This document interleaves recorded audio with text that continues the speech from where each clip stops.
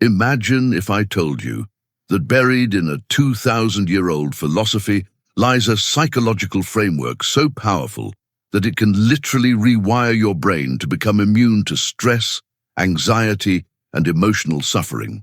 What if I revealed that this same system helped a slave become one of history's greatest teachers, transformed an anxious young man into the most respected emperor who ever lived, and gave ordinary people the mental strength to thrive through plagues, wars, and personal tragedies that would break most modern minds? What if the solution to every emotional challenge you're facing right now has already been discovered, tested by millions of people across centuries, and is sitting here waiting for you to claim it? You're about to discover why neuroscientists at Harvard, Stanford, and Oxford are now studying ancient Stoic practices and finding that they create measurable changes in brain structure that make resilience, clarity, and inner peace your natural default state rather than something you have to struggle to achieve.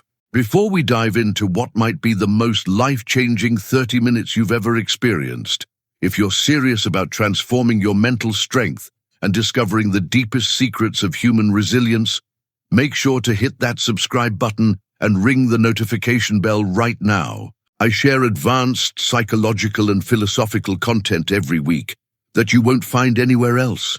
Content that's designed not just to inspire you for a moment, but to fundamentally change how your mind works. Trust me, you don't want to miss what's coming next. Let me start by sharing something that happened to Dr. Sarah Chen, a neuroscientist at Harvard Medical School who was studying stress resilience in high-pressure professionals. She was working with a group of emergency room doctors, people who face life-and-death decisions every day, deal with human suffering constantly, and work under the kind of pressure that breaks most people. What she discovered shocked her. The doctors who showed the lowest levels of stress hormones, the strongest emotional regulation, and the highest job satisfaction weren't the ones using modern stress management techniques. They were the ones who had somehow discovered and applied principles that were identical to ancient Stoic philosophy, without even knowing they were doing it. When Dr. Chen scanned their brains using advanced fMRI technology, she found something remarkable. These doctors had developed what she called cognitive armor, literally different brain structures than their stressed colleagues. Their prefrontal cortex, the area responsible for rational thinking and emotional control, was significantly more developed. Their amygdala, the brain's alarm system, showed reduced reactivity to stressful stimuli. Most incredibly, the connections between these areas were stronger and more efficient, creating what appeared to be a neurological foundation for unshakable calm under pressure.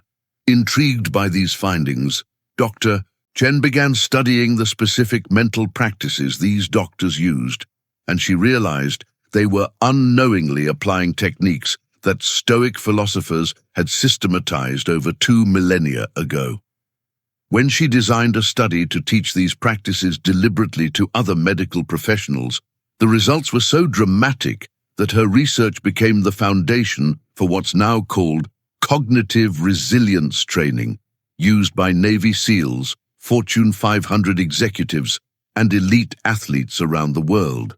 Here's what modern neuroscience has confirmed about the Stoic approach to mental strength. When you practice what the ancients called the discipline of perception, your brain literally rewires itself. Instead of your amygdala immediately flooding your system with stress hormones when you encounter a challenge, your prefrontal cortex intervenes first, evaluating the situation rationally before deciding how to respond.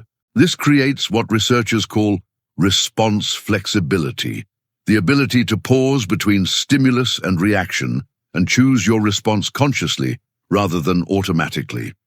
Let me give you a concrete example of how this works in real life. Sarah, a marketing executive in New York, used to have panic attacks every time her boss called her into his office.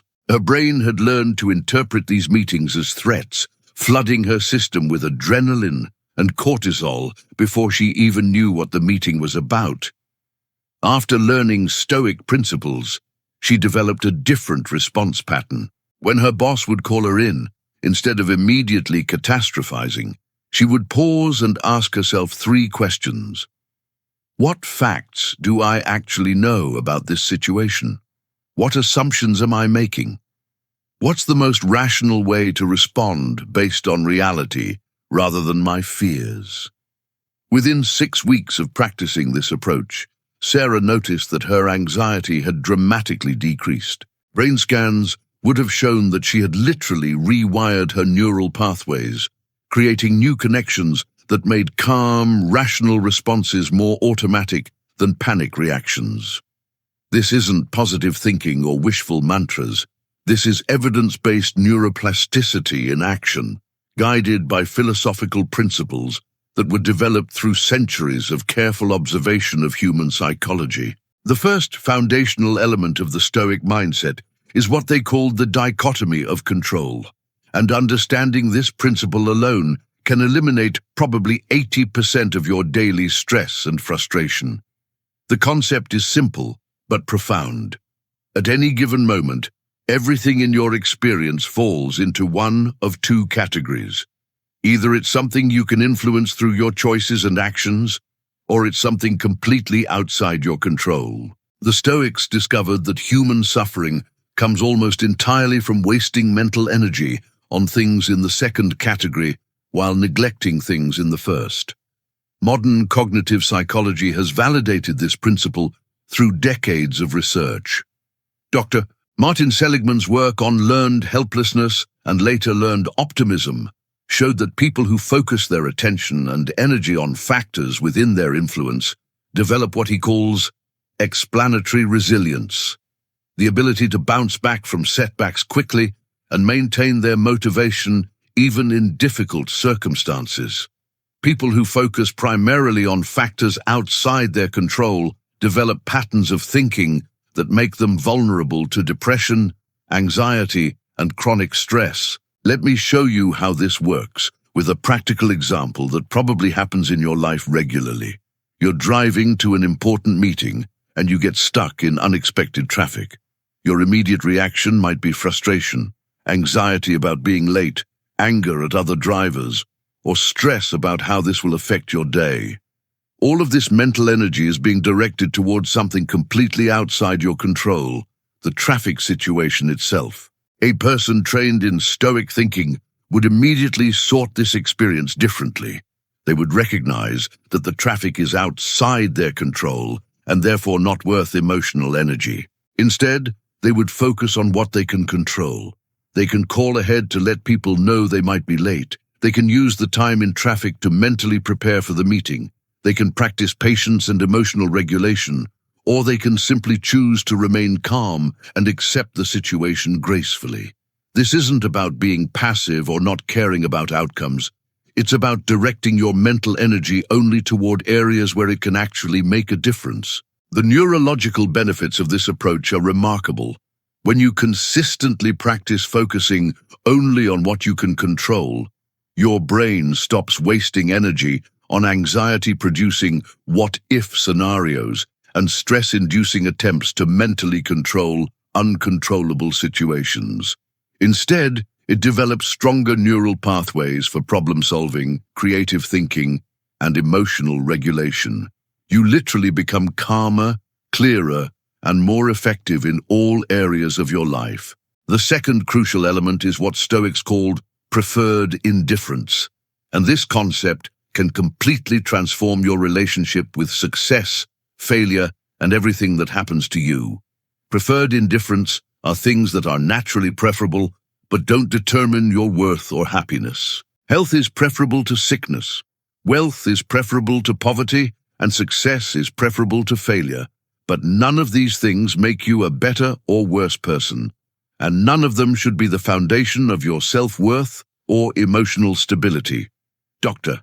Tim Cass's research at Knox College has shown that people who base their self-worth on external factors like wealth, appearance, or social status show higher levels of depression, anxiety, and life dissatisfaction, even when they achieve their external goals. Conversely, people who find their primary satisfaction in what he calls intrinsic values, things like personal growth, meaningful relationships, and contribution to others, show consistently higher levels of well-being regardless of their external circumstances.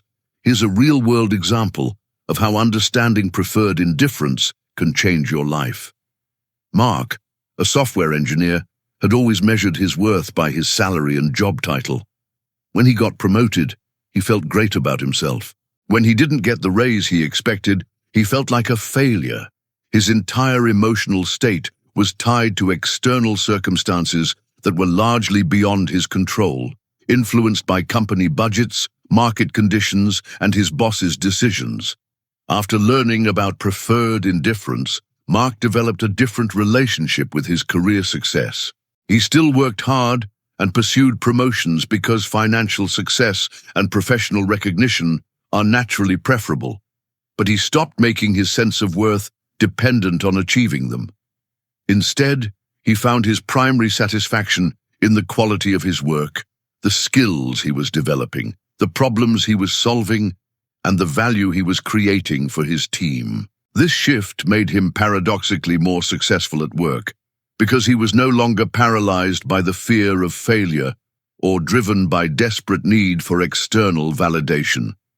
He could take intelligent risks, be more creative, and focus on long-term excellence rather than short-term approval.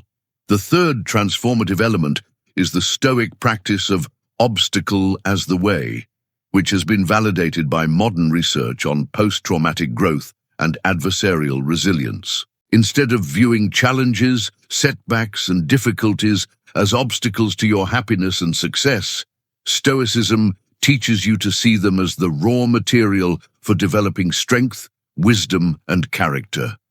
This isn't about being grateful for suffering or pretending that difficult experiences are pleasant. It's about recognizing that your capacity for resilience, creativity, and wisdom can only be developed through encountering and skillfully handling challenges. Dr. Richard Tedeschi's groundbreaking research on post-traumatic growth has shown that people who experience significant challenges and process them skillfully often emerge stronger, wiser, and more fulfilled than they were before the difficult experience. They develop what he calls enhanced appreciation of life, stronger relationships, a greater sense of personal strength, and often discover new possibilities and purposes they never would have found otherwise. Let me share the story of Maria, a restaurant owner whose business was forced to close during the pandemic. Initially, she experienced all the natural emotions you'd expect: fear about her financial future, sadness about losing something she'd built over many years, and anger about circumstances beyond her control. But instead of staying stuck in these emotions, she applied Stoic principles to transform this obstacle into an opportunity for growth. She used the forced closure as a chance to completely reimagine her business model, developing online cooking classes and meal delivery services she never would have considered before. She discovered she had entrepreneurial skills and creative abilities she didn't know she possessed. She developed stronger relationships with her employees as they worked together to navigate the crisis. Most importantly, she developed a level of confidence in her ability to handle adversity that made her feel stronger and more capable than she had ever felt before. The neurological research shows that when people successfully navigate challenges using this framework, their brains develop enhanced neural plasticity, stronger stress recovery systems, and increased activity in areas associated with learning and growth. They literally become more resilient and adaptable through the process of skillfully handling difficulties. The fourth crucial principle is what Stoics called the view from above, a mental practice that modern psychologists now recognize as one of the most effective techniques for maintaining perspective and emotional stability. This involves regularly imagining yourself from a broader temporal and spatial perspective, seeing your current challenges in the context of your entire life, your life in the context of human history, and human history in the context of the universe itself. NASA psychologists have found that astronauts who experience what they call the overview effect, seeing Earth from space, often return with permanently altered perspectives on what matters in life. They report decreased concern with petty conflicts, increased appreciation for relationships and simple experiences, and a stronger sense of connection to humanity as a whole. The Stoic practice of the view from above creates similar psychological benefits without requiring space travel. Here's how this works practically. When you're dealing with a stressful situation, instead of being completely absorbed in the immediate details and emotions, you pause and imagine viewing the situation from different perspectives. How will this matter in a year? In 10 years? How would this situation look to someone from a different culture or time period? What would you advise a friend who was dealing with the same challenge? This practice doesn't minimize legitimate concerns or make you indifferent to important outcomes, but it prevents you from being overwhelmed by temporary difficulties and helps you maintain access to your wisdom and rational thinking even in stressful situations. Brain imaging studies show that people who regularly practice perspective-taking exercises develop stronger connections between emotional centers and rational thinking areas, making them less likely to be hijacked by stress reactions and more likely to respond wisely to challenging situations. Jennifer, a financial advisor, used this technique during the market crash of 2008. While many of her colleagues panicked and made poor decisions driven by fear, she regularly practiced stepping back and viewing the situation from a broader perspective. She reminded herself that market crashes had happened before and recovery always followed, that her clients were counting on her wisdom rather than her panic, and that this crisis, however severe, was temporary in the context of economic history.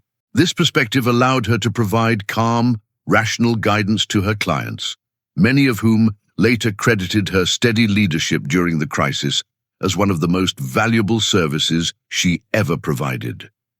She not only preserved her clients' wealth better than most advisors, but also emerged from the crisis with stronger client relationships and an enhanced reputation that benefited her career for years afterward.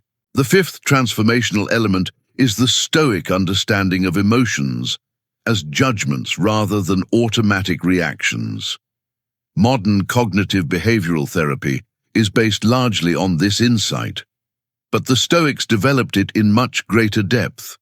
They recognize that emotions aren't just things that happen to you, they're based on often unconscious judgments you make about events, and those judgments can be examined, questioned, and changed.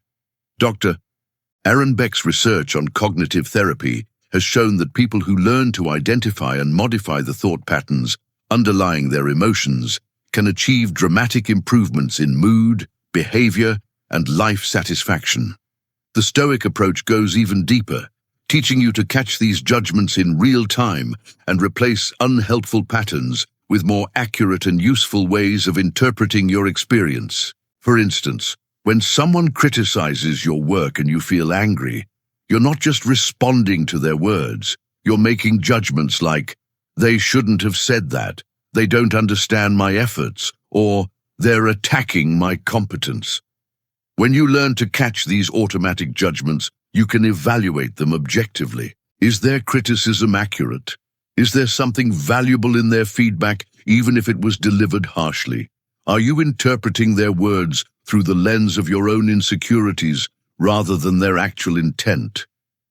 This doesn't mean suppressing emotions or pretending they don't matter, but it means developing the skill to step back from your immediate emotional reactions and choose responses that serve your long-term well-being and align with your values. You acknowledge the emotion, understand what judgment is creating it, evaluate whether that judgment is accurate and helpful, and then decide how to respond.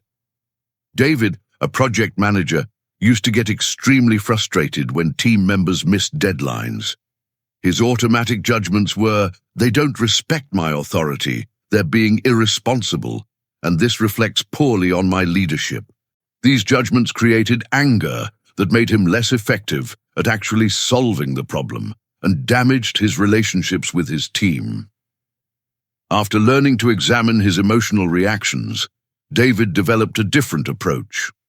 When deadlines were missed, he would pause and question his initial judgments.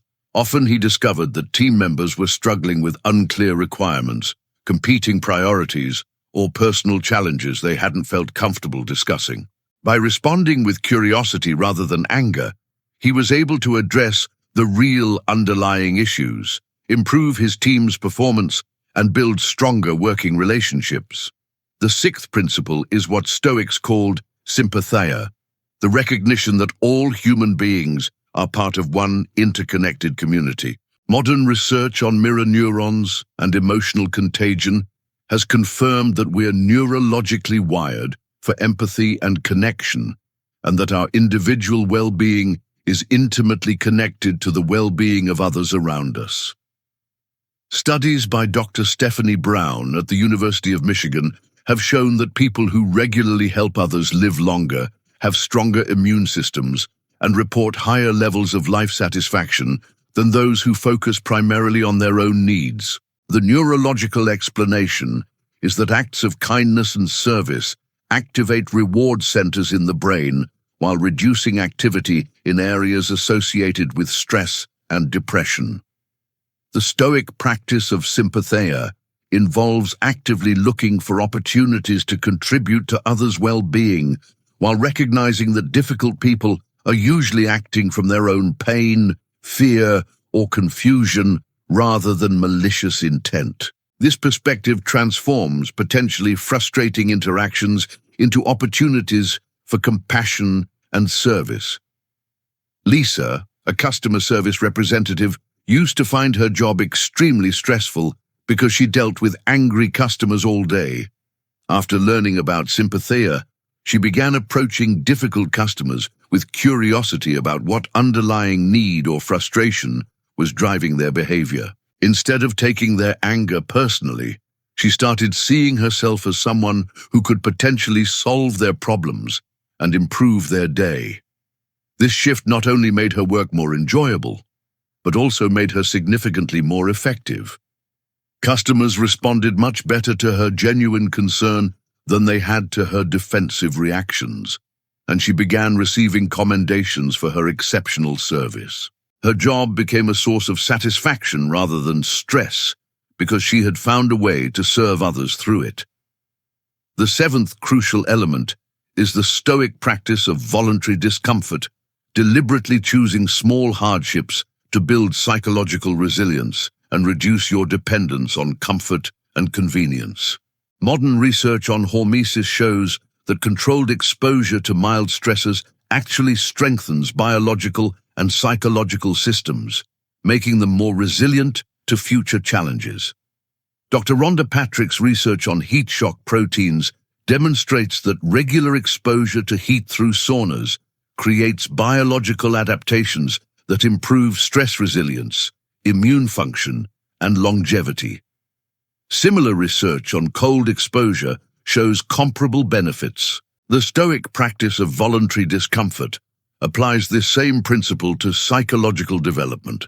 This might involve taking cold showers, exercising when you don't feel like it, eating simple foods when you could afford elaborate meals, or choosing to walk when you could drive.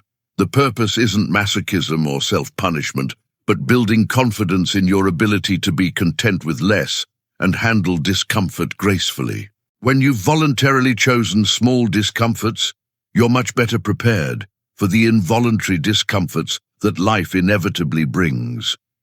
The delayed flight doesn't frustrate you as much because you've practiced patience. The criticism doesn't devastate you because you've learned that your worth isn't dependent on others' approval. The financial setback doesn't panic you because you've proven to yourself that you can be happy with less. The eighth transformative principle is the Stoic evening review, a systematic practice of self-reflection that builds self-awareness and accelerates personal development. Modern research on metacognition shows that people who regularly reflect on their thinking patterns and behavioral choices learn faster, make better decisions, and develop stronger emotional regulation skills. Every evening, you spend 10 minutes honestly reviewing your day, examining your thoughts, emotions, decisions, and actions without judgment, but with a commitment to learning and growth. You ask yourself specific questions. What situations triggered strong reactions today, and what does that reveal about my attachments and fears? When did I act according to my values, and when did I fall short? What opportunities did I miss to practice virtue or help others? What did I learn about myself, other people, or life in general? This practice prevents you from sleepwalking through life, unconsciously repeating patterns that don't serve you. It builds the habit of honest self-reflection that's essential for character development. It helps you recognize progress you might otherwise overlook, building confidence in your ability to grow and change. Michael, a sales manager, used the evening review to transform his leadership style. Initially, his reviews revealed that he was often impatient with struggling team members, took credit for successes while blaming others for failures, and made decisions based on short-term pressures rather than long-term values. By honestly acknowledging these patterns without harsh self-judgment, he was able to gradually change them. Over time, his reviews showed progress in developing patience, giving credit where it was due, and making decisions aligned with his principles. His team's performance improved dramatically, not because he learned new management techniques, but because he developed the self-awareness and character that made him a leader people wanted to follow. The ninth principle is what Stoics called memento mori, regularly contemplating mortality to maintain perspective on what truly matters. This might sound morbid, but research on mortality salience shows that people who acknowledge death's inevitability often become more generous, more focused on meaningful relationships, and more committed to living according to their deepest values. Dr. Sheldon Solomon's terror management theory research demonstrates that while unconscious death anxiety drives many destructive behaviors like materialism, aggression, and status-seeking, conscious acceptance of mortality often leads to increased compassion, creativity, and authentic self-expression. The practice involves regularly reflecting on the temporary nature of your own life and the lives of everyone you love, not to become depressed, but to clarify your priorities and motivate meaningful action. When you truly internalize that your time is limited, you naturally focus on what matters most: loving relationships, personal growth, and meaningful contribution. This perspective transforms daily annoyances into minor inconveniences, hardly worth noticing. It makes you more generous with forgiveness because you realize how little time you have for resentment. It motivates you to express love and appreciation more freely because you understand how precious and temporary these opportunities are. The 10th and final principle that can revolutionize your life is what Stoics called the discipline of action, approaching every decision and interaction as an opportunity to practice virtue and serve the common good. Modern research on meaning and purpose shows that people who connect their daily activities to larger purposes experience higher levels of satisfaction, resilience, and overall well-being.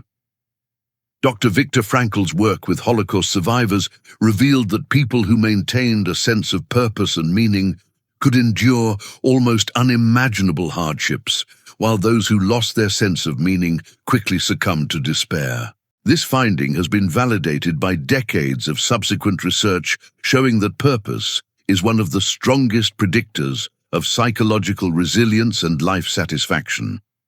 The discipline of action transforms work from mere tasks to complete into expressions of your values and contributions to something meaningful.